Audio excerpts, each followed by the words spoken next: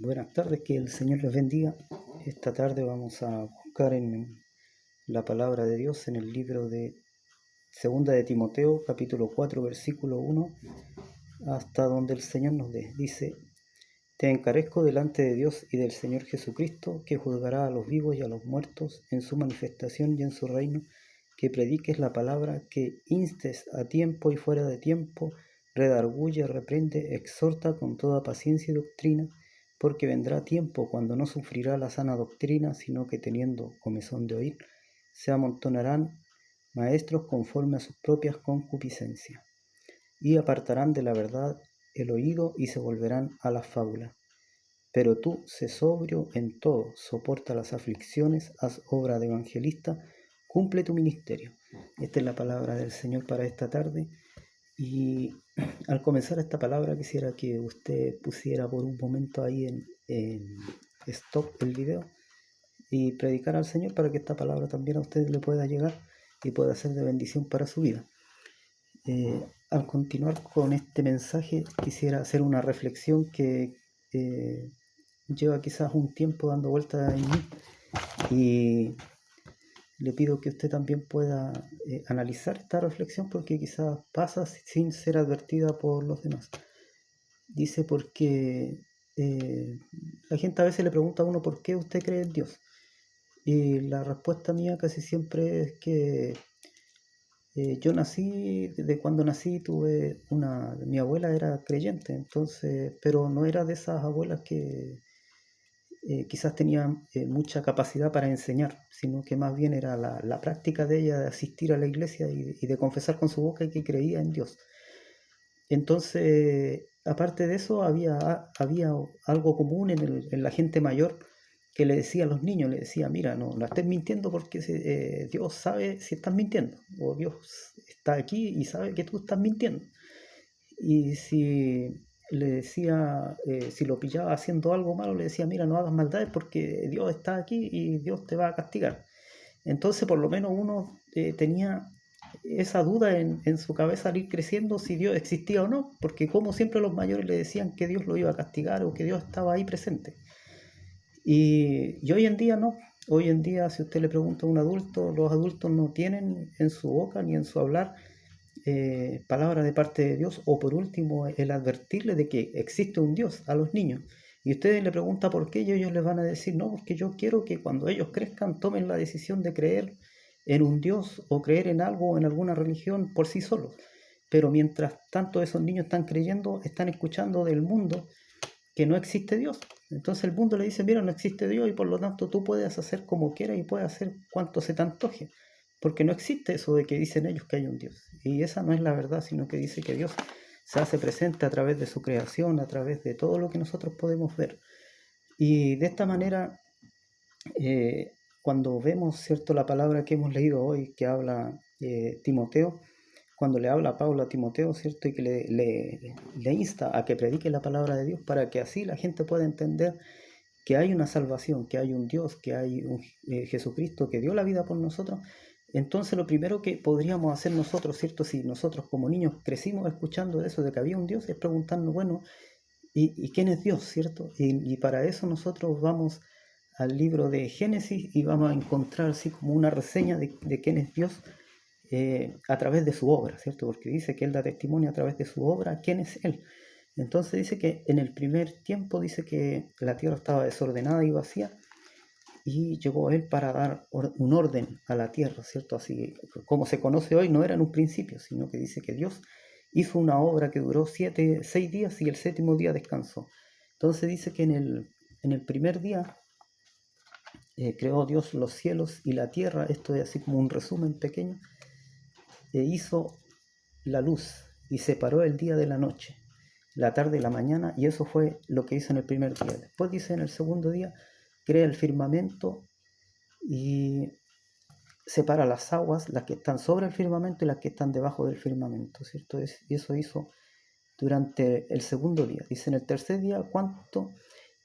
Separa las aguas de las aguas debajo del firmamento, y a lo seco le llama tierra, y a la unión de las aguas llamó mares. Y creó la vegetación, los árboles, los frutos, y ese fue el tercer día. Dice, al cuarto día creó Dios el sol y la luna y las estrellas y las puso, ¿cierto?, en el cielo para que se enseñorearan, el sol para que se enseñoreara del día y la luna y las estrellas para que tuviesen luz en la noche, ¿cierto? Dice, en el quinto día creó las aves, los peces del mar y todo lo que se arrastra, ¿cierto?, en el quinto día, dice. Y creó también los animales de la tierra, ¿cierto? Todo lo que hay en la tierra, los animalitos que andan paseándose por ahí, en la selva, en distintos lugares, ¿cierto? Nosotros conocemos quizás muchos conocemos al puro perro y al gato nomás. Los niños antiguamente tenían más conocimiento acerca de eso porque la gente podía tener más animalitos en sus casas como patos, gallinas y otros animalitos que andaban por ahí, pero hoy en día los niños conocen incluso pocos insectos que uno pudo conocer en su niñez. Hoy en día casi no se ven, pero la creación de Dios es muy grande en cuanto a animalitos y todo lo que Él creó en cuanto a aves y todo eso, ¿cierto? Creó todo eso en el quinto día. Dice, en el sexto día, dice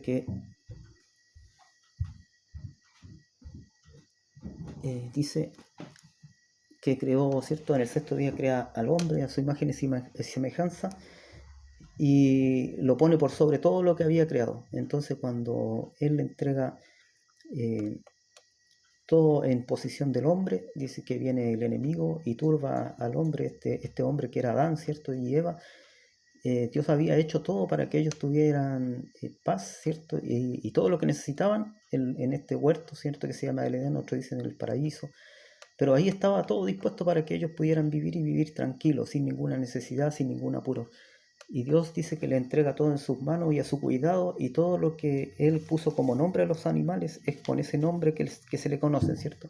Entonces podríamos decir que a la jirafa, Adán fue el que le puso el nombre jirafa y el hipopótamo y así. Pero dice que después viene el enemigo, ¿cierto? Y turba al hombre, y desde ahí entra el pecado al hombre, y ya el hombre no pudo tener más comunicación con Dios, ¿cierto? Entonces tenemos, ¿cierto?, en esta primera parte de que ¿quién es Dios? Es quien creó todo lo que nosotros podemos ver, en definitiva, ¿cierto? Él fue el que creó la tierra en el orden que se encuentra hoy.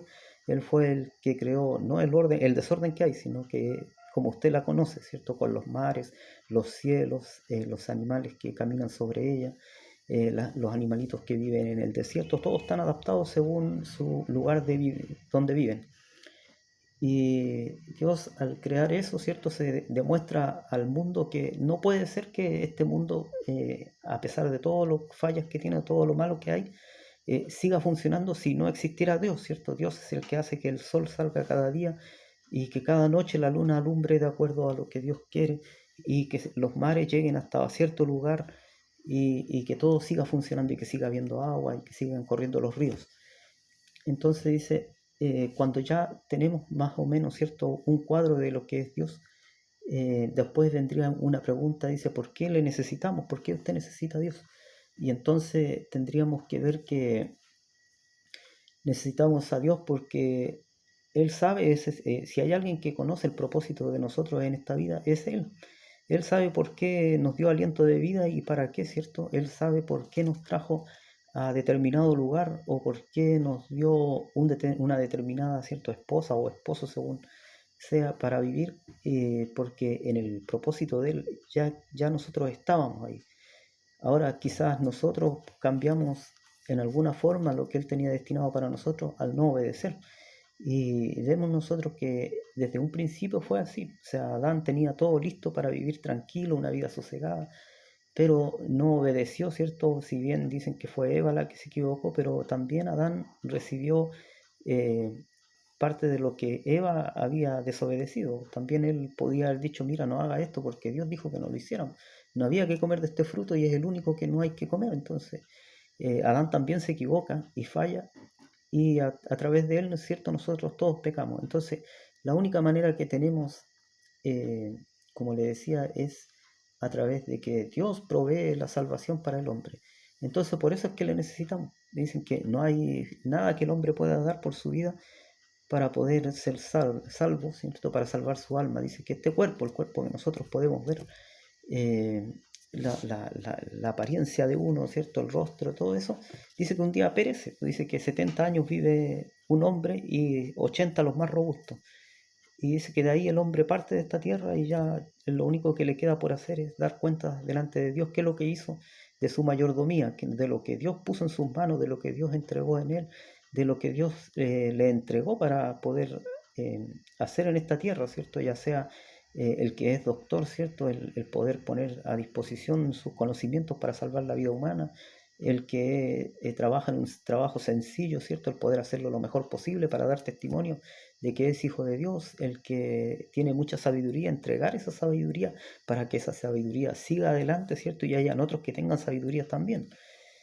Entonces, todas esas cosas, dice que un día nosotros tendremos que dar cuenta de lo que hemos recibido en esta tierra. El que recibió más tendrá que dar una cuenta más larga y el que recibió menos una cuenta más corta, dice. Pero todos al fin y al cabo tendremos que dar una cuenta de lo que Dios ha puesto en nuestras manos. Entonces, por eso que necesitamos a Dios, porque mientras antes nosotros conozcamos, ¿cierto?, el propósito de que Dios tiene para nosotros, mejor será porque podremos ponerlo a trabajar, ¿cierto? Podremos hacer conforme a lo que Dios quiere y si estamos nosotros en la senda correcta, entonces vamos a ser bendecidos por Dios. Entonces después, si nosotros pudiéramos saber y entender ya por qué necesitamos a Dios, ¿cierto? A Dios Padre, por qué es que nosotros necesitamos vivir bajo su palabra, bajo sus estamentos y estatutos, ¿cierto? Podríamos decir que después necesitaríamos saber por qué envió a Jesús, ¿cierto? Porque si nosotros pudiésemos entender la palabra de Dios, si nosotros pudiésemos saber acatar lo que la palabra de Dios dice, entonces ¿necesitaríamos igual a Jesús o no lo necesitaríamos? Pero mire, la palabra aquí del apóstol Pablo dice: te encarezco delante de Dios y del Señor Jesucristo, que juzgará a los vivos y a los muertos en su manifestación y en su reino, que prediques la palabra, que instes a tiempo y fuera de tiempo, redarguye, reprende, exhorta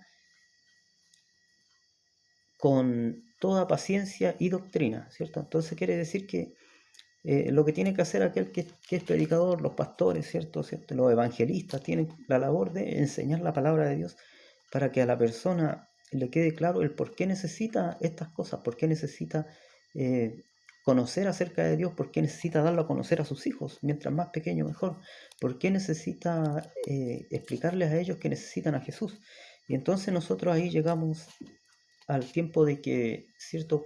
En un principio dice que Dios entrega todo en las manos de Adán, pero después viene un momento en que Adán se equivoca, comete el error y escucha la voz del enemigo, la voz de Satanás, ¿cierto? Y lo hace pecar. Y por causa de ello, ¿cierto? Se pierde todo lo que Dios había hecho y queda en manos del enemigo. Y para que Dios pudiese salvar al hombre, tiene que Él venir en la forma de hombre, ¿cierto? A través de Jesucristo, nuestro Señor y Salvador, y poner su vida por la vida nuestra, ¿cierto? ¿Quién puede hacer eso sino solamente Dios? Por eso dice la palabra en Juan 3:16, porque de tal manera amó Dios al mundo que ha dado su Hijo unigénito para que todo aquel que en él cree no se pierda, mas tenga vida eterna. Quizás muchas veces ha escuchado usted este texto, pero si usted pudiera analizarlo, debería, ¿cierto?, tratar de entender cómo es que Dios ama tanto, ¿cierto?, a lo que creó, a su creación, al hombre, y al hombre digo al hombre y a la mujer, ¿cierto?, que vino a dar su vida para poder rescatarlo de la perdición, porque si bien es cierto, se da la ley para que el hombre pudiese salvarse, pero el hombre no es capaz de cumplir la ley, ni siquiera hoy en día. Ni siquiera hoy en día podría dejar de mentir, ¿cierto? A veces en forma inconsciente nosotros estamos mintiendo. A veces en forma inconsciente nos echamos algo al bolsillo que no es nuestro. A veces en forma inconsciente hacemos o decimos cosas que no debiéramos decir. O juzgamos muchas veces a otra persona en forma equivocada, errada, errónea, ¿cierto? Porque le vemos por su apariencia y le juzgamos mal. Entonces ya estaríamos totalmente complicados. Dice que en los tiempos antiguos el pueblo de Israel tenía que ofrecer sacrificio cada vez que un hombre pecaba, cada vez que un hombre hacía lo contrario a los designios de Dios, a la palabra de Dios, a los testamentos, a los estatutos, ¿cierto?, a las leyes que Dios les había dado para que pudiesen vivir. Ellos tenían que presentar un sacrificio ante el sumo sacerdote para que Dios les pudiese perdonar. Entonces, si usted quiere buscar esto, puede encontrarlo en el libro de Levítico, en el capítulo 4, versículo del 1 al 35. Si usted tiene tiempo, después puede hacer una revisión de acerca de cómo este pueblo tenía que ofrecer sacrificios para poder seguir adelante, para poder avanzar, ¿cierto? En lo que se refería a tener un camino en la senda de Dios, ¿cierto? Tenía que ofrecer sacrificio. Dice que si el sacerdote se equivocaba, tenía que ofrecer un becerro, ¿cierto? Y si el pueblo se equivocaba, ¿cierto? Si el pueblo en su conjunto cometía pecado, entonces también tenían que ofrecer un becerro.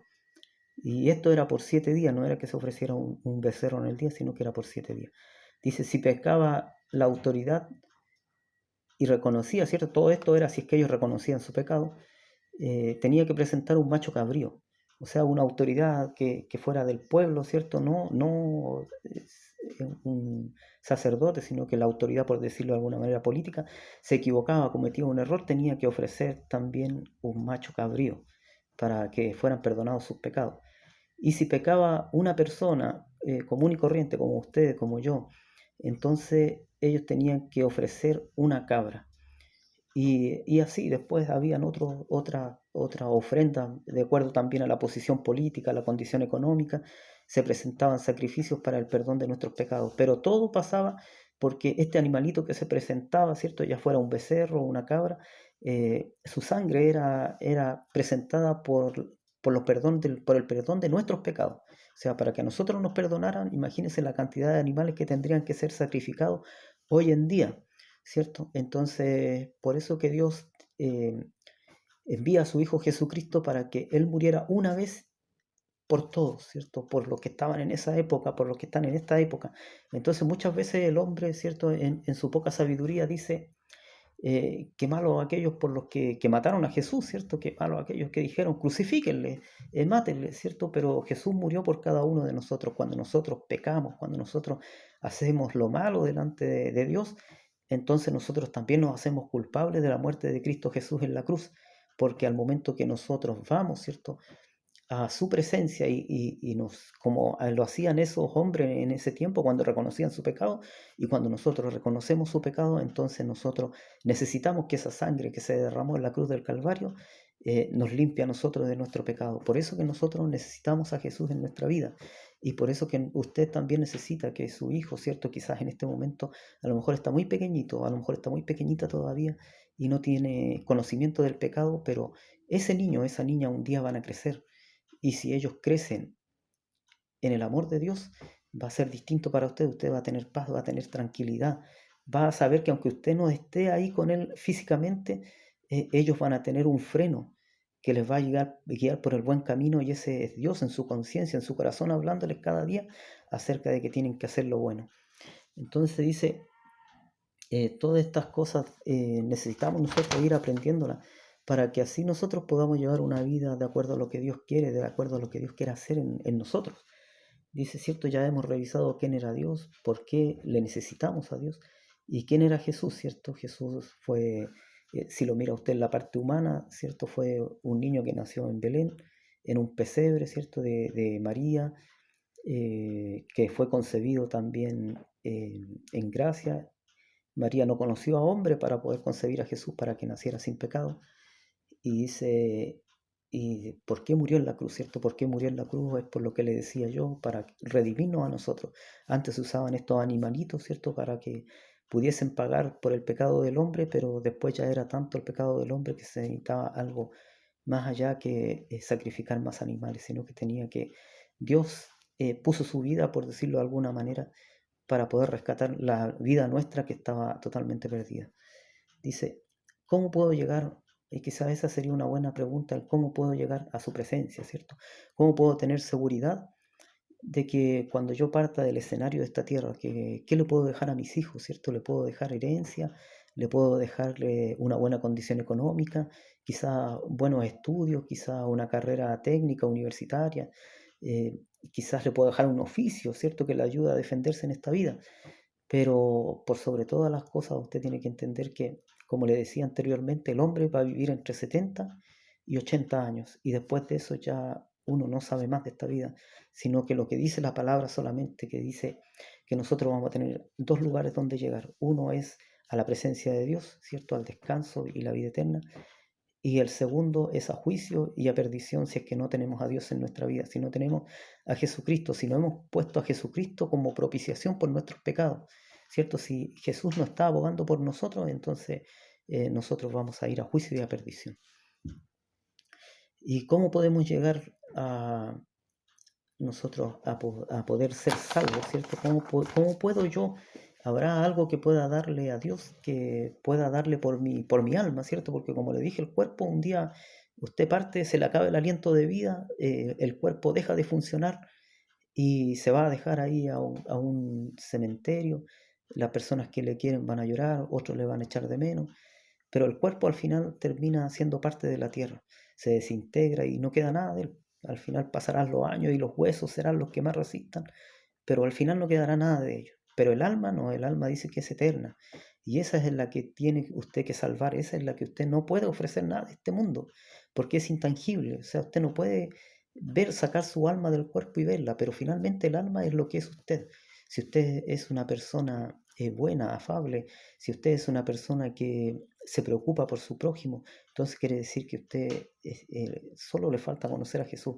Pero por el contrario, si usted eh, no tiene el amor de Dios en su vida y siempre está enojado y siempre hay discusión y pelea en usted, incluso con usted mismo, entonces quiere decir que hay una buena noticia, que Jesús está para que usted pueda tener paz en su vida y a la vez también dar paz a los que están a su alrededor. La palabra de Dios dice que nosotros no tenemos nada que hacer. Mire, la salvación es gratuita. Dios la puso al alcance de todos. Dice que es por gracia. Y cuando es por gracia quiere decir que es como un regalo. Dice, usted no hace nada por un regalo, sino que hay alguien que le estima y va a ver algo que a usted le gusta y se lo va a comprar, se lo va a traer y se lo va a entregar. ¿Cierto? No es que usted haga un mérito especial para que le regalen algo, sino que eso no sería un regalo, sino que eso sería como un intercambio.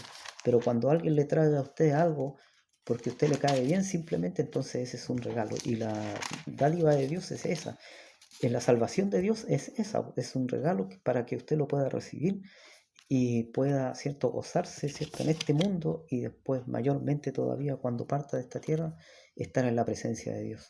Dice que en el libro de Romanos 5:8 dice: más Dios muestra su amor para con nosotros en que siendo aún pecadores, Cristo murió por nosotros. Pues mucho más estando ya justificados en su sangre, por él seremos salvos de la ira, ¿cierto? Y aquí habla ya acerca de los tiempos finales, ¿cierto? Que eso lo podemos dejar para otro día, pero estamos en los tiempos en que Dios dice que él pronto volverá. Eh, Quizás muchas veces a usted le hayan entregado, ¿cierto?, un folleto como este que está aquí. A veces cuando predican en las calles, ¿cierto?, le entregan estos papelitos, no lo bote, léalo. Y si tiene una Biblia, busque lo que dice ahí porque está resumido lo que es la salvación. Usted puede seguir leyendo el texto y va a encontrar que hay sabiduría de Dios en esto que es tan pequeñito, en este papel tan pequeñito. Usted puede encontrar quizás aquello que ha buscado por tanto tiempo en su vida. Dice, pero Dios, acerca de la salvación, dice, pero Dios muestra su amor para con nosotros, que aun siendo pecadores, Cristo murió por nosotros, ¿cierto? Lo que estábamos leyendo en el libro de Romanos. Dice, venid a mí todos los que estáis trabajados y cargados, y yo os haré descansar. Llevad mi yugo sobre vosotros, aprended de mí, que soy manso y humilde de corazón, y hallaréis descanso para vuestras almas, porque mi yugo es fácil y ligera mi carga. Mateo 11, 28 al 30. Dice, si confesamos nuestros pecados, Él es fiel y justo para perdonar nuestros pecados y limpiarnos de toda maldad. Primera de Juan 1 al 9, ¿cierto? Y dice, por último, dice en Romanos 10:9, si usted lo busca,